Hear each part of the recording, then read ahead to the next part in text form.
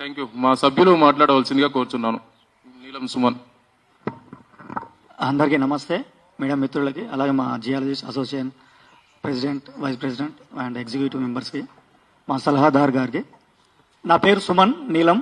నేను భూగర్భ జల శాస్త్రవేత్తగా district rural development agency Nalgonda జిల్లాలో 2011 నుంచి పనిచేస్తున్నాను. నాకు ఈ భూమి లోపల దొరికే నీటిని భూగర్భ జలం అని అంటాము.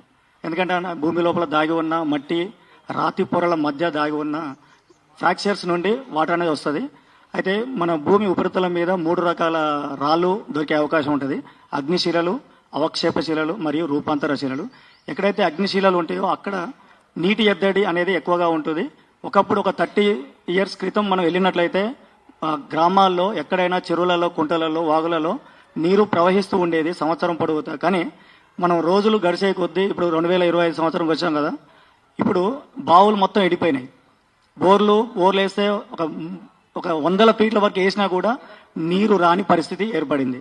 ఇది ఎందుకు వచ్చిందంటే జలచక్రం ఏదైతే హైడ్రోజియలాజికల్ సర్కిల్ ఉందో అది తన క్రమాన్ని కోల్పోయింది. ఎందుకంటే అటవీకరణ, అటవులను పెంచడం కంటే తగ్గించడం చాలా చేస్తున్నాము. కాబట్టి ఎవరికి దీనిపైన అవగాహన లేకపోవడం వలన ఎక్కువగా ఇబ్బందులు గురవుతున్నారు. మన దేశంలో వ్యవసాయం రంగం మీదనే దగ్గర ఒక 90% ప్రజలు ప్రత్యక్షంగా అయినా పరోక్షంగా అయినా జీవనాన్ని సాగిస్తున్నారు. దానికి వ్యవసాయానికి కావాల్సింది ముఖ్యంగా ఏంటంటే నీరు దొరికే ఏకైక గ్రహం మన విశ్వంలో, మన సోలార్ సిస్టంలో మన భూమి మీద మాత్రమే. ఇక్కడ తప్ప ఎక్కడ దొరకదు. ఈ మధ్యనే చంద్రయాన్ అనే ప్రయోగం కూడా సాగించడం జరిగింది. అది సక్సెస్ఫుల్గా అయ్యింది. ఎక్కడో లక్షల కిలోమీటర్ల దూరంలో ఉన్న విశ్వంలో చందమామ వెనక భాగాన నీటి కోసం ప్రయత్నం చేస్తున్న మన దేశంలో రైతులు కనీసం అసలు వాళ్ళ ఏ భూమిలో ఎలాంటి నీళ్లు పడతాయి, నల్లరేగల్లో ఏ విధంగా ఉంటుంది, ఎర్ర నేలలో ఏ విధంగా ఉంటుంది, రాతి నేలలో ఏ విధంగా ఉంటుంది, రాళ్ళు ఉన్న దగ్గర అసలు నీళ్లు రావు అని అంటుంటారు. కానీ వాటరు ఎక్కువగా అగ్ని శిలల్లో దొరికేది రాతి పొరల మధ్యనే చాలా వరకు ఉంటుంది. కానీ అది కూడా ఓన్లీ కొంత డెప్త్ వరకు మాత్రం ఉంటుంది.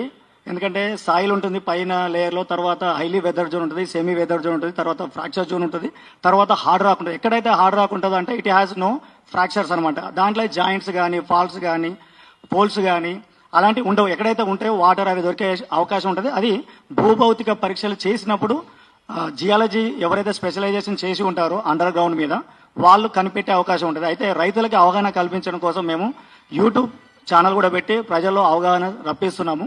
ఎందుకంటే వాల్టా యాక్ట్ అనేది ఉంటుంది. వాల్టా యాక్ట్కి విరుద్ధంగా